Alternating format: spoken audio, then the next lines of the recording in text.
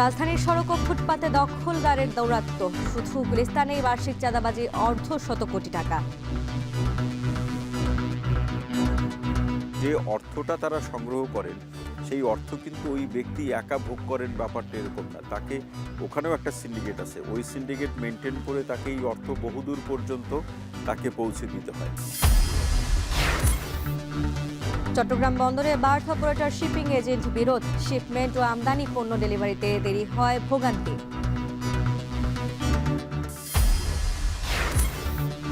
ইউক্রেনের সার্বভৌমত্বের প্রশ্নে ছাড় নয়, জেলেনস্কির হুঁশিয়ারি, কিয়েভের পক্ষে জোট গড়ছে ইউরোপের 20 দেশ।